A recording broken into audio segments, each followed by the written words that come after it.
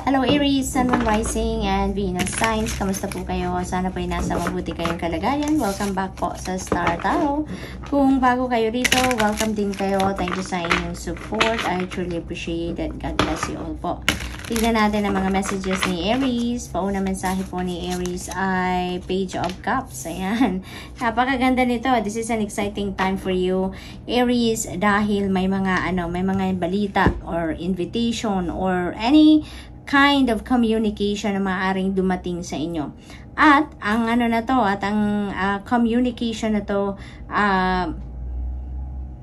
could be linked to maybe balita about trabaho or offer sa trabaho or maaaring opportunity for career, no? Or business opportunity. Maaring ganun din dito ang maaring mga balitang dumating sa inyo. It is also possible, Aries, na maaring may mga kasiyahan din na magaganap, no? Maaring yan ay i-host ninyo or celebration na i-host ng mga kaibigan ninyo or kamag-anak, you know. There could be invitation, no, na maaring dumating sa inyo sa ngayon, Aries, for any occasion. Merong social gathering, no? What else? We have Seven of Pentacles. Ayan. Some of you are waiting for something, Aries, no? Maaring ang hinihintay nito itong balitang ito na parating, no? Na maaring yan ay opportunity for a new job, 'di ba? Or maaring bagong karera or bagong negosyo. Maaring 'yun ang mga balitang hinihintay ninyo kasi maaring meron ng previous transactions na nangyayari or nangyari na. Maaring meron ng mga pag-uusap or meron ng mga offers, no? Siguro in the past.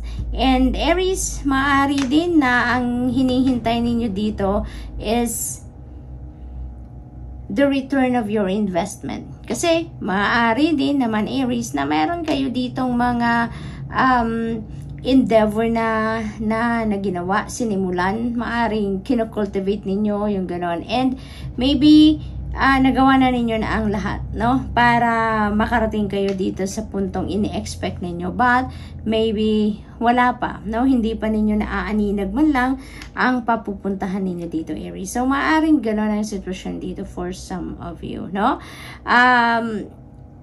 This is also a time perfect for re-evaluation, no? In that case, kasi maaring yung hinihintay ninyo hindi pa nangyayari. It's because maybe there is something missing pa. Maaring meron pa kayong kulang na hindi pa nagagawa. Maaring ganun ang sitwasyon dito. Kaya, this is advising you or this is giving you suggestion, kumbaga, no, ang energy na to for you to do some kind of reflection, for you to do some kind of introspection dito so that makita ninyo ang current situation ninyo, so that ma-figure out ninyo kung meron pa nga kayong mga kulang or may mga bagay pa kayo or steps na hindi pa nagagawa, no? So this is also a time for reflection so that you can do that, okay? So what else? We have Emperor energy. Napakaganda rin ito. Everything is going to be back in order, no? Everything is going to be in its right place, no? Aries, kaya maaari talaga din, ano, na may mga opportunities din dito regarding finances, no? Maaaring meron din opportunities dito for new career or trabaho or negosyo talaga, because the Emperor energy is also about laying a solid foundation, no, in terms of money, career, finances, no? And for others of you, maaaring ang focus ninyo is laying a solid foundation in your family and relationships. Maaaring yun ang binibigyan ninyo ngayon ng more time sa ngayon, or bibigyan pa ninyo ng more time. So maaaring ganun ang ganap dito for you, Aries. So this is really a beautiful energy kasi magkakaroon na kayo dito ng organization, no? Sa sarili ninyo, sa buhay ninyo, sa mga various areas ng inyong ng buhay ninyo, no? So what else? We have Chariot energy. Napakaganda rin ito, no, Aries, This is moving on energy. No, this is moving on energy. Maybe you are moving on from something or from someone. No, maaaring meron kayong difficult situation in the past, no, or in the recent past na na-experience dito, and napagtagumpayan nyo yan. That's why you are moving on, and you are heading towards something, no, na ngayon sigurado kayo where you are heading, no. This is also travel energy. So maaaring ang iba sa inyo dito is going on a travel, no. Maaaring maaaring travel by land lang ito, no? So, maaaring short distance. This could be also long drive for others of you, no? Na magaganap dito. But definitely, there is travel dito. Maaari din na ang mga opportunities na parating dito sa inyo, dito sa Page of Cups energy, could be related to travel, no? Maaaring nasa travel industry or siguro trabaho that would require you to travel a lot. Maaring mga ganon ang sitwasyon dyan. Aries, final message ninyo is 0606. There is commitment dito. No, there is commitment that you are going to enter, no? So, maaring commitment yan dito sa trabaho, sa offer, sa career opportunity, business opportunity, or job opportunity. Maaring nandiyan dyan ang commitment ninyo. It could also be love, no? That could also be in love and romantic relationships na commitment na yan. That is also possible. So, good luck, Aries, and that's all I have for you for today. Thank you for watching. Love and light. Namaste. Hello, Leo, Sun, Moon, Rising, and Venus signs. Kamusta kayo? Sana po yung nasa mabuti kayong kalagayan. Welcome back po sa Star Tarot. Kung bago kayo dito, welcome din kayo. Thank you sa inyong support. I truly appreciate it. God bless you all. Tignan natin ang mga messages ni Leo. Paunang mensahe po ninyo ay Wheel of Fortune. Napakaganda ng paunang message ninyo, Leo. This is Wheel of Fortune. This is destiny at play, no? So, meron dito mga magaganap, surprising events na magaganap sa buhay ninyo, Leo, that talagang hindi ninyo to sukat akalain, no, na mangyayari, pero yan ay maaring mangyari around this time, no? Swerte ito, no? Good luck and good fortune are on your side at this time as well, Leo. Kaya i-align nyo na ang inyong sarili dito. I-align nyo na yung inyong mga thoughts, feelings, emotions, behavior. I-align nyo na dito ang ang energies ninyo dito, Leo, sa Wheel of Fortune ito. So that ito yung mahatak ninyo towards you, no? There are going to be changes, a lot of changes dito ang maaring mangyari sa inyo that is going to create positive change, no, sa buhay ninyo. Maraming surprising, no, na magaganap dito. Kaya ihanda nyo na ang inyong sarili dito, Leo, because this is going to be an exciting event, no, sa buhay ninyo. So, what else for Leo? We have Tower energy. Yan. So, marami talagang pagbabago ang magaganap dito, no? This is really destiny is unfolding things that needs to be done or that needs to be unfolded around this time, no? Kasi si Tower energy, this is also change, no? And this is a massive change, no? Si Tower, biglaan din ito, meron din itong surprise element dito with it, no? Yeah, yung energy na to, Leo. Kaya most likely it's either ma-overwhelm kayo siguro or mawindang kayo sa mga kaganapan, no? Dahil biglaan, no? May mga biglaang magaganap dito. Biglaang mangyayaring talagang hindi ninyo to sukat akalain, no? So, may gulat factor at maaring ma-overwhelm kayo dahil dyan sa mga unexpected na sitwasyon na maaring maganap dito. Ang maganda dito sa Tower energy, ito na ang nararapat ng mangyari sa ngayon. Because this is the universe intervening in your circumstances na. This is destiny at play talaga, definitely.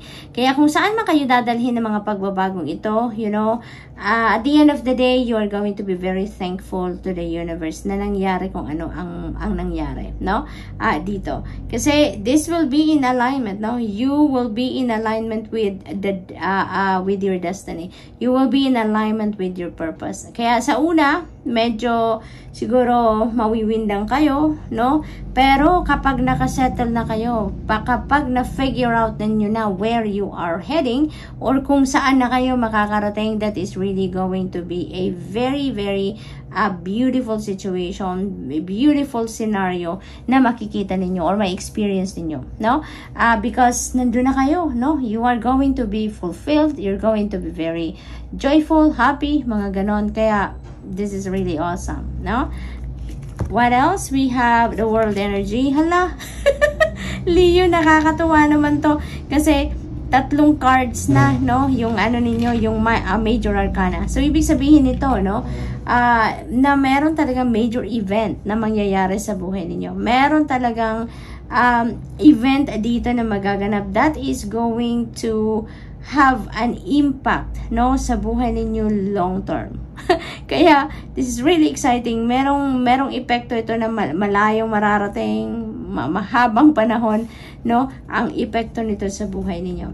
See the world energy, no, this is about endings and beginnings, no. So meron kayo ditong mga tatapusin na, meron ng mga pintong magsasara dito sa buhay ninyo. It's because they are completed. It has come to its full cycle na, kaya tapos na, no? Tapos na ang mission ninyo dyan. Nagawa nyo na kung ano ang dapat ninyong gawin. So, this is a time for celebration of your successes. Kasi, ano na kayo dito, may mga tagumpay, may mga achievement na kayo dito, may mga accomplishments kayo dito, no? Kaya, ano to, this is the time for you to be grateful, no? To be glad, talaga, at saka, celebrate it, no? Leo, celebrate, you deserve it. Kasi, pinaghirapan mo din ang mga sitwasyon na ito, no? Nakarating kayo sa pagtatapos ng kung ano man itong endeavor ninyo or proyekto or kung ano man ang ginagawa, pag-aaral, no? Dahil pinaghirapan din ninyo yan, no? With the help of the divine universe as well, na-accomplish ninyo ang mga dapat ninyong ma-accomplish. And this is the beginning of something new sa buhay ninyo. You are going to embrace a newness dito. You're going to embrace new beginning dito sa buhay ninyo. There is going to be a new chapter in your life, no? Na bubuksan ninyo dito, no, Leo? So, for others of you then, this is travel. Now, Leo, maybe you are traveling the world or maybe you are going to travel across the globe, no? So, merong mga ganap dito, Leo, for some of you, okay? So, congrats at saka mag-iingat, no, sa mga pagta-travel na yan. So, what else? We have 9 of Swords. Ayan. So, maybe, ano to? Anxiety ito eh. Anxiety ito. This is also, overthinking, overanalyzing of things, no? Maaring ganito ang naging sitwasyon ninyo after these changes, no? Kasi maaring hindi talaga kayo handa, hindi ninyo ito napaghandaan, and maybe yung gulat factor na yan ay maaring hindi kinaya ng iba sa inyo, Leo, no? Yung mga massive na pagbabagong ito, yung mga bigla-biglang pagbabago na to, maaring hindi ninyo kinaya yan na i-digest agad-agad or makapag-adjust agad kayo sa bagay na yan. So, maaaring ganun ang sitwasyon dito, no? And also, Leo, this could be anxiety dahil iniisip ninyo yung mga bagong papasukin ninyong sitwasyon. Maaaring iniisip ninyo dito yung mga new situations na ina-navigate ninyo, no? At maaaring marami silang pagbabago, maraming siguro mga iba't ibang situation or iba't ibang areas ng buhay ninyo magkakaroon ng pagbabago dito, no? Kaya siguro it's going to be overwhelming talaga sa inyo. Kaya meron kayong anxiety siguro na nararamdaman or mararamdaman, no? So, what else, Leo? Final message ninyo is 0440, the gut feeling. Ayan. So, with that, you know, ibig sabihin, divinely guided kayo. No? Divinely guided kayo dahil binibigyan kayo dito ng divine guidance. Binibigyan kayo ng mga intuitive messages dito. Maybe signs, symbols, synchronicities din. Maaring dumadating yan sa inyo, no?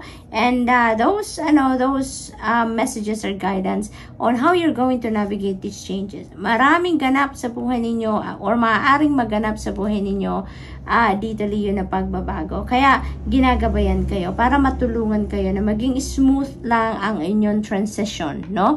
Dito sa buhay ninyo. Para okay pa rin, smooth sailing pa rin, relax pa rin, chillin pa rin kayo. Okay?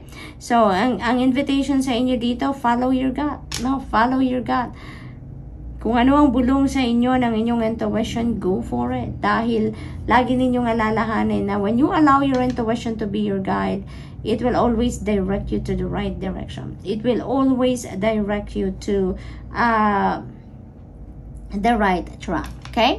So, Leo, that's all I have for you for today. Thank you for watching. Love and light. Namaste. Hello, Sagittarius, Sun, Moon, Rising, and Venus signs. Kamusta kayo? Sana po nasa mabuti kayong kalagayan. Welcome back po sa Star Tarot. Kung bago kayo rito, welcome din kayo. Thank you sa inyong support. I truly appreciate it. God bless you all.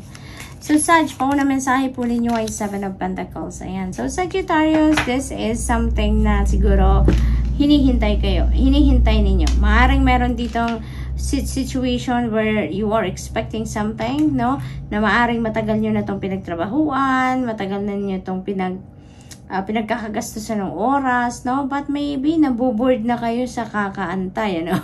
Tulad ng babaeng ito, bored na siya, parang wala na siyang maibubuga pa, parang ganon, ano? Dahil maaaring na-exhaust na niya ang lahat ng kailangan niyang gawin, no? Pero parang iniisip niya na hanggang ngayon wala pa rin resulta, no? Maaaring gano'n ang iniisip niya dito.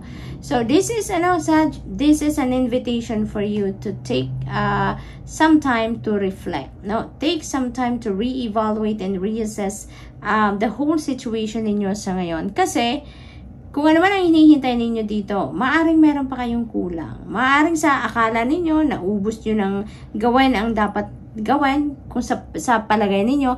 But, looks like, no, na maaring merong something else na kailangan ninyong malaman from deep within you.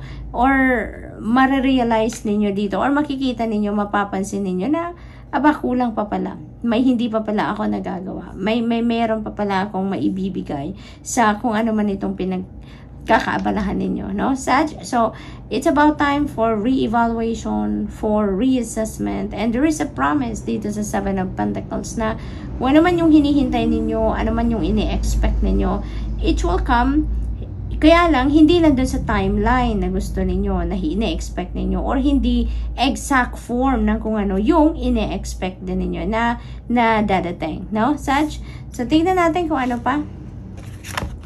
We have Page of Swords. Ayan, Sag. So, this could be, information, a lot of information ang maaaring dadating dito sa inyo, no? And this could be information na maaaring mag-ano sa inyo, mag-allow sa inyo para makapag-decision kayo, or mag-allow sa inyo para malinawan ang inyong isipan dito, no? Kasi maybe may decision making kayo na kinakaharap dito, but you can't focus, you can't make a decision yet because siguro nga naguguluhan kayo, or malabo pa sa isip ninyo, or hindi pa ninyo na-figure out kung ano yung kailangan ninyong gawing decision because maybe you are still missing information, no? So dito sa Page of Swords, no, you will get the clarity that you need, no? For some of you dito, focused on education. Maaari din na ang iba sa inyo talaga nagbalik school, or maaari you're doing your own research, yung mga ganon, no? And maybe ang iba sa inyo dito is curious about something, very curious about something dito, Sag. So what else for Sag? We have the full energy, beautiful energy. This is new beginning, no? This is new beginning, fresh start. Napakaganda. Maaring yung mga pinag-aaralan ninyo dito, related ito dito sa bagong endeavor na gagawin ninyo, or may mga bago kayong planong gagawin, no? Maaring towards that yung mga pinag-aaralan ninyo dito. So this is really good, Sagittarius, kasi yung full energy, that could be anything, no? That could be in any area of life na new beginning na gagawin ninyo. So maaring maaring bagong trabaho talaga yan, bagong career. Maaaring yung pinag-aaralan ninyo dito is because ang iba sa inyo is starting a new career or a new career path. Maaaring ganon. Kaya yun ang pinaghahandaan ninyo. It could also be study no? Nag-study kayo because you are also about to start a new job, no? So maaring additional course ito, or maybe additional program, or you know, additional units para na siguro meron ditong promotion, no, na ibibigay sa inyo, and maaring yun ang sisimulan ninyo dito. So it feels like to me na yung mga ganap dito sa Page of Swords energy, that could also help, no, para doon in preparation kumbaga sa mga new endeavor na gagawin ninyo dito sa Sag, no? So good luck to that, kasi iba-iba to. For others of you, this could be new job, new career, new business venture, or maaari din na new relationship, no? Maaring ganun.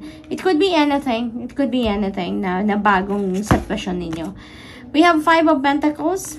Ayan. So this is maybe parang ang sitwasyon siguro ng iba sa inyo parang upside down ang sitwasyon, ano? Maaring ang iba sa inyo dito is na iba yung ano ninyo, na iba yung routine ninyo, na iba yung sitwasyon ninyo sa ngayon. It's because, no, kung related dito sa pera, because this is Pentacles, so this could be related sa pangkaperang aspeto. It could be related to relationships as well. Maaring ganun ang ganap dito for some of you. For some of you, Sagittarius, what I'm picking up here is maybe, you know, mababago ang, this is 5, no? And 5 resonates with change. Kaya maaring mabago, no, ang sitwasyon ninyo dito for the better. Maayos ito. And maybe ang magiging nito, ang magiging dahilan ng pagbabago ng inyong sitwasyon dito is this Fool and Page of Swords energy, no? Yung mga bagong kaalaman ninyo dito, yung mga bagong learnings ninyo, yun ang magiging kapital ninyo siguro dito para sa pagbabago ng inyong sitwasyon, no?